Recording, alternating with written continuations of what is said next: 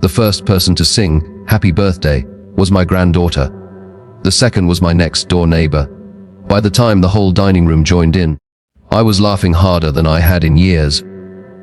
If someone had walked into my house at that moment, they would have thought they were looking at the happiest family in America. Balloons floated near the ceiling. My old golden retriever slept beneath the table, hoping someone would drop a piece of roast chicken. The smell of homemade apple pie filled the kitchen. Even the rain outside seemed polite, tapping softly against the windows instead of interrupting the celebration. It was my 75th birthday, the first one I'd celebrated since my wife passed away. For weeks, my daughter insisted I let everyone gather at the farmhouse. "You've spent enough birthdays taking care of everyone else," she told me. "This year, let us take care of you." I finally agreed. Looking back now, I wish I hadn't. People say grief changes a family. They're right. After my wife Margaret died, the house became painfully quiet. The kind of quiet that makes you leave the television on just to hear another voice. Some relatives stopped calling. Others became suddenly interested in my health. Funny how age can make people remember your phone number, but one person never changed. My granddaughter Ava. Every Saturday morning she'd arrive carrying groceries I never asked for. She'd replace burned-out light bulbs before I even noticed they were out. Sometimes we'd spend hours on the porch saying almost nothing. She understood something many adults never learn. You don't always have to fill silence. Sometimes just being there is enough. My daughter, Claire, well, things were different. Claire wasn't cruel, not openly. She simply had a way of making every conversation feel like a business meeting. "Dad, have you thought about selling the farm?" "Dad, maintaining this place must be exhausting." "Dad, retirement communities are wonderful these days." She never pushed too hard. She just planted little seeds. Over time, they started sounding less like suggestions and more like plans. By noon the driveway was full. Neighbors, old church friends, a few cousins I hadn't seen in years. Someone brought homemade biscuits. Someone else carried 3 folding tables into the backyard. Children chased each other across the grass while country music drifted from an old speaker hanging on the porch. For a little while, life felt normal again, maybe even beautiful. Claire moved through the crowd like the perfect hostess. She hugged everyone, remembered every birthday, refilled empty glasses before anyone asked. Watching her, you'd think she deserved an award for Daughter of the Year. Eva quietly rolled her eyes beside me. "Grandpa, what? She's trying too hard." I laughed. "Don't be unkind. I'm serious. You always see things I don't." She lowered her voice. "She keeps asking people where your lawyer is." That surprised me. My lawyer nodded. I heard Aunt Claire asking Uncle Steve if he'd seen Mr. Whitmore. I frowned. My lawyer wasn't invited. I know, that was strange. Very strange. After lunch, everyone gathered around the cake. 75 little candles would have been impossible, so Ava settled for a large number 7 and a large number 5. "Ready?" she asked. "I think so. Make a wish." I closed my eyes. Margaret used to say wishes only worked if nobody knew them. Mine was simple. "Please let this family stay together." When I opened my eyes, everyone applauded. Claire stepped into the kitchen. "I'll bring the coffee." Nobody questioned it. She always made coffee after family dinners. 5 minutes later, she returned carrying a silver serving tray. 8 cups, sugar bowl, cream. Everything looked perfect. She handed cups around the table one by one. Then she stopped beside me. "I made yours exactly the way Mom used to." She smiled. 2 sugars, a little cinnamon, and just a splash of cream. I looked into the cup. She remembered. Margaret always prepared my coffee exactly that way. For just a second, I felt grateful. "Thank you." She gently touched my shoulder. "You deserve a peaceful birthday." Across the table, Ava watched us. Her smile faded, almost too quickly to notice. I lifted the cup. The aroma smelled normal, maybe a little sweeter than usual. I took one sip, then another. Everyone continued talking, laughing, sharing old stories. 10 minutes passed, my hands suddenly felt heavy. I blinked several times. The room seemed softer somehow. Voices became distant, like everyone had moved to the other end of a long hallway. Eva leaned toward me. "Grandpa, I'm just..." My sentence disappeared halfway through. The coffee cup slipped from my fingers. It shattered across the hardwood floor. Conversation stopped instantly. Someone shouted my name. The room tilted sideways. Faces blurred together, just before everything went black. I heard Claire's voice, calm, almost comforting. "It's all right. He's just exhausted." Then, through half-closed eyes, I watched her quietly remove my truck keys from the table. and slipped them into her purse. When I opened my eyes again, the birthday party was over. At least, that's what it looked like. The balloons were gone. The folding tables had disappeared from the backyard. Someone had washed every dish. Even the birthday banner hanging above the fireplace had been taken down. For a few confused seconds, I wondered if I'd dreamed the whole afternoon. Then I noticed the hospital wristband around my arm. A steady beep echoed from the monitor beside my bed. The room smelled like disinfectant instead of apple pie. I tried to sit up, a sharp ache spread through my shoulders. A nurse hurried inside. "Easy, Mr. Mercer. Where am I? County Medical Center." My mouth felt dry. "What happened?" "You collapsed yesterday." "Yesterday?" The word landed harder than I expected. "Yesterday," she nodded. "You've been asleep for almost 18 hours. 18 hours. My mind immediately went somewhere else. My granddaughter. She's fine. Relief flooded through me. Then another thought struck. My lawyer. The nurse looked confused. I had an appointment. I don't know anything about that. Before I could ask another question, the door opened. Claire rushed into the room carrying a bouquet of flowers. The perfect daughter. Tears filled her eyes before she even reached my bed. "Dada," she hugged me carefully. "You scared all of us." I looked past her. "Where's Ava?" "She's at work." "And my lawyer?" She blinked. "What lawyer?" "The appointment." She frowned as if trying to remember. "That. You were too sick to go." "I know I didn't go. But what happened?" "You fainted." "I remember that. The ambulance came." "I remember pieces." She gently adjusted my blanket. "The appointment wasn't important." I stared at her. "It was." She smiled. "We can always make another one." Something about the way she said it bothered me. Not because of the words. Because she'd answered too quickly. As though she'd already practiced them. A doctor entered carrying a clipboard. He introduced himself before looking at my chart. "You're fortunate your granddaughter insisted someone call an ambulance immediately." I frowned. "What do you mean?" He looked surprised. "Your daughter told us your granddaughter recognized something wasn't right." Claire spoke before I could. Ava panicked. The doctor nodded. "She may have saved your life." Then he left. Claire's smile returned. "See, everything worked out." Worked out. Strange choice of words. I let it go. For the moment. 2 days later, I returned home. The farmhouse looked exactly the way I'd left it. Except it didn't. The grandfather clock beside the staircase was gone. So was Margaret's rocking chair from the living room. The antique sewing cabinet she'd inherited from her mother had disappeared too. I slowly turned toward Claire. "Where's your mother's chair?" She answered without hesitation. "I donated it." I stared at her. "You what?" "You've been talking about clearing out the house." "I never said that." "You've been overwhelmed." So I helped. I walked into the living room. Entire shelves looked different. Photo albums had been rearranged. File boxes stacked beside my desk had vanished. "Where are my papers?" "What papers?" "My desk." She shrugged. "I organized everything." A cold feeling settled into my stomach. "You had no right. I'm trying to make your life easier." "No." I looked directly at her. "You're making decisions that aren't yours to make." Her face hardened for only a second. Then the smile returned. "I'm only thinking about your future." That evening, Ava stopped by after work. She stood in the doorway holding a grocery bag. The moment she saw me, she wrapped both arms around me. "I thought I lost you. I'm tougher than I look." She smiled through tears. "I know." We sat on the porch swing just before sunset. Neither of us spoke for several minutes. Finally, she broke the silence. "Grandpa." "What is it?" "I need to ask you something." Go ahead. "Did you ever actually meet your lawyer?" "No." "Did anyone from his office call you afterward?" "No." She reached into her purse. "I think you should read this." She handed me a folded envelope. The return address belonged to my attorney's office. It had been mailed the morning after my birthday. I opened it. Inside was a short letter. "Oh, no, no, no, no, no, no, no, no, oh, no, oh, no, oh, no, dear Mr. Mercer, after you failed to arrive for your scheduled appointment, your daughter, Claire Mercer, arrived approximately 40 minutes later. She informed our office that you had become seriously ill and requested that all estate planning discussions be postponed indefinitely. She also asked whether any draft documents had already been prepared.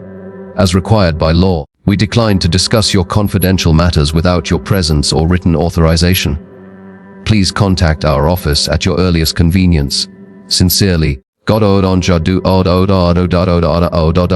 read the letter twice, then a third time. Ava quietly asked, "Grandpa, did you send Mom to your lawyer?" I slowly shook my head. No. Another silence. Then I remembered something. The truck keys. Just before I lost consciousness, Claire had slipped them into her purse. At the time, I assumed she didn't want anyone driving my truck. Now another possibility entered my mind. What is it? Ivor asked. I stood up so suddenly the porch swing rocked behind me. My briefcase. What? It was in my truck. We both hurried toward the garage. The old pickup was exactly where I'd parked it before the birthday party. Everything looked untouched. Until I opened the passenger door. The leather briefcase was still there, but the brass lock hung open. Inside, every document remained exactly where I'd left it, except one. The sealed envelope marked "Last Will and Testament" was gone. I didn't touch anything inside the briefcase. For nearly a minute, Ava and I simply stood there looking at the empty space where the envelope should have been. The folder containing my property tax records was still there. Insurance papers, bank statements, even an old photograph of Margaret tucked between two files. Only one thing had disappeared: my will.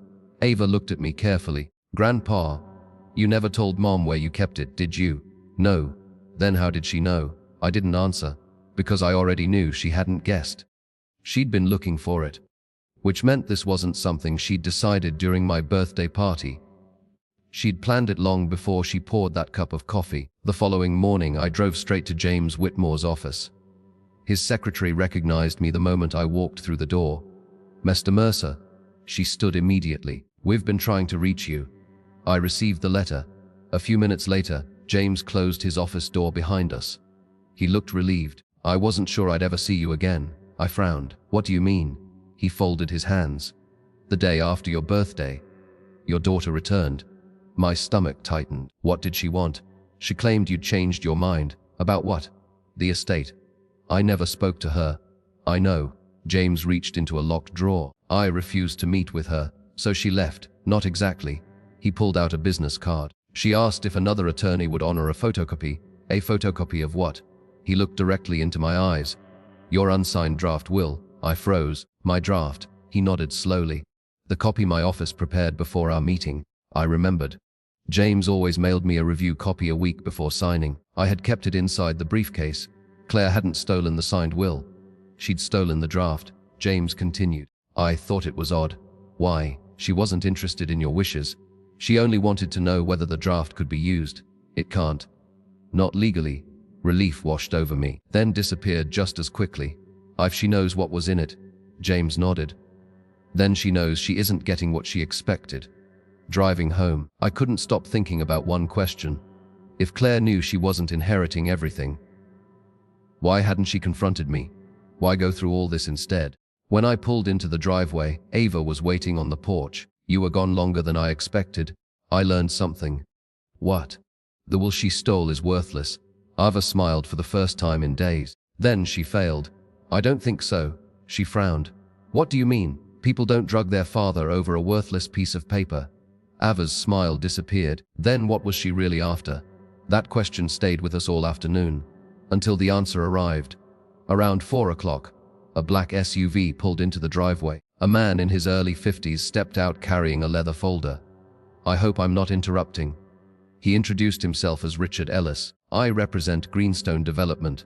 The name sounded familiar. He noticed my expression. "I believe your daughter has already spoken with our company." My heartbeat quickened. "My daughter?" Several times. He opened his folder. Inside was an aerial photograph of my land, every field, every fence, every acre. "I think there's been a misunderstanding." "I don't understand." He slid another document across the table. It was an offer. $26 million. I stared at the number, then looked back at him. "There has to be a mistake." "There isn't. Our company is building a new interstate distribution center. The planned access road runs directly through your property." I looked out the kitchen window toward the old barn Margaret, and I had painted together 40 years earlier. "You've spoken with Claire?" He nodded. "She assured us the property would soon be under her control." Cold spread through my chest. "She said that?" "Yes." He looked uncomfortable. "She also mentioned your health wasn't very good." I almost laughed. Not because it was funny, because suddenly everything made sense. The birthday party, the coffee, the missing will, the lawyer, the pressure to sell the farm.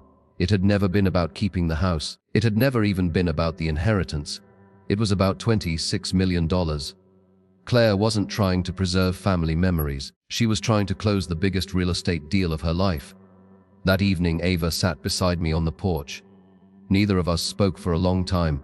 Finally, she asked, "What are you going to do?" I looked across the fields glowing beneath the setting sun. "I think it's time Claire learned something." "What?" "Just because someone copies a will doesn't mean they understand it." Ava tilted her head. "I don't follow." I smiled faintly. There was one page inside the draft she stole. "So, it wasn't the last page." She frowned. "What was it?" I looked toward the house where Claire had celebrated my birthday only 3 days earlier. It was a letter your grandmother made me promise to include. "What did it say?" Before I could answer, headlights swept across the front porch. Claire's car slowly rolled into the driveway. She stepped out smiling, but she wasn't alone. Walking beside her was a man carrying a thick stack of property contracts. Claire didn't hesitate. She walked across the yard as though she already owned every acre surrounding us. The man beside her adjusted his tie and carried a thick leather portfolio under one arm. He smiled politely, the kind of smile people wear when they believe a deal has already been finished. "Good evening, Mr. Mercer," he said. "My name is Douglas Kane. I represent Greenstone Development." "I know." His smile grew wider. "Then this shouldn't take long." Claire stepped onto the porch. "Dad, can we finally be practical?" Ava quietly stood beside my chair. Neither of us invited them inside. Douglas opened the portfolio. "We've prepared everything. The purchase agreement, environmental reports, closing schedule. You'll never have to worry about money again." I looked down at the first page. $26 million. It was more money than Margaret and I had ever imagined. But I wasn't looking at the number. I was looking at Claire. She wasn't watching me. She was watching the papers, watching my pen, watching the future she'd already spent in her imagination. "Died." She smiled. "You've worked hard enough. You deserve to rest." I folded the contract shut. "I agree." Her eyes lit up. Ivor looked at me in confusion. Then I continued. "I do deserve peace. But peace isn't something you buy after betraying your family." Claire's smile disappeared. "Dade, you drugged my coffee." "I don't know what you're talking about." "You went to my lawyer pretending to speak for me." "I was helping." "You searched my truck. You stole my draft will. You told strangers this farm already belonged to you." Douglas slowly closed his portfolio. "I think perhaps I should." "No," I said calmly. "You deserve to hear this too." Claire crossed her arms. "You can't prove any of that." I reached into my shirt pocket. "I don't have to." I placed a folded document on the porch table. James Whitmore had prepared it that morning. Claire glanced at it. "What is this?" "My new will." She laughed. "So you finally rewrote it?" "I did. And unlike the draft you stole, I actually signed this one." For a split second, real fear crossed her face. "You can't do that." "I already did." She looked toward Douglas, then back at me. "You promised Mom this farm would stay in the family." "I did. It still will." Her shoulders relaxed. "I knew you'd come around." I slowly shook my head. "You interrupted me." The silence that followed felt heavier than any argument we'd ever had. "The farm stays in the family, but not with you." I looked at Ava. "My granddaughter now owns every acre." Claire stared at me. "No, the transfer became effective this afternoon." Her face lost every trace of color. "I did." "You can't." "I can." "And I did." Douglas quietly cleared his throat. "Excuse me, if she no longer owns the property." I looked at him. "She never did." He slowly gathered every contract from the table. "I'm afraid Greenstone can no longer negotiate through your daughter." Claire grabbed his arm. "Wait, you don't understand. I'll convince him." Douglas gently stepped away. "I don't believe you can." Then he walked back toward his SUV. For the first time that evening, Claire looked completely alone. She turned toward me. "You've ruined my life." I almost smiled. "No, I interrupted your plan. Those are two very different things." Tears filled her eyes. "I made one mistake." I looked at her for a long moment, then quietly answered, "No, you made hundreds. The coffee was simply the one you got caught for." She opened her mouth. Nothing came out. Behind her, a sheriff's cruiser slowly entered the driveway. Then another. Deputy Melissa Grant stepped onto the porch holding a folder. "Claire Mercer." Claire turned. "Yes, we've received the toxicology report from your father's hospital stay." Nobody spoke. Deputy Grant opened the folder. The laboratory confirmed unusually high levels of prescription sedatives in Mr. Mercer's blood. Claire's breathing changed. The deputy continued. We've also received pharmacy records showing those exact tablets were picked up using your mother's old prescription account 3 days before the birthday party." Claire whispered. Deputy Grant gently interrupted. "You have the right to remain silent." She didn't resist. She didn't argue. She simply lowered her head as the deputy placed handcuffs around her wrists. As she was escorted toward the patrol car, she stopped beside the porch steps. Without turning around, she quietly asked, "Dad, I waited. Did you ever love me?" The question hurt more than everything that had happened before it, because the answer had never changed. "I never stopped." She finally looked back at me. Tears streamed down her face. "Then why choose either?" I took a slow breath. "Because love is given, trust is earned, and you spent years confusing the two." She said nothing else. The patrol car disappeared down the gravel road. The house became quiet again. Weeks later, Ava and I planted Margaret's favorite white rose bushes along the front porch. Not to erase what had happened, but to remind ourselves that something beautiful can still grow where trust was once broken. I never became $26 million richer. The interstate was built around the edge of the property. After Greenstone negotiated directly with Ava, she accepted only the portion of land that wouldn't destroy Margaret's gardens or the old oak tree where our family had gathered every summer. Some things are worth more than money. As the first roses bloomed that spring, Ava handed me a fresh cup of coffee. She smiled. "I made it exactly the way Grandma used to." I laughed. "This time, I know exactly who's making it." Sometimes the greatest inheritance isn't land, money, or a signature on a will. It's knowing that the person standing beside you values you more than anything your name can leave behind.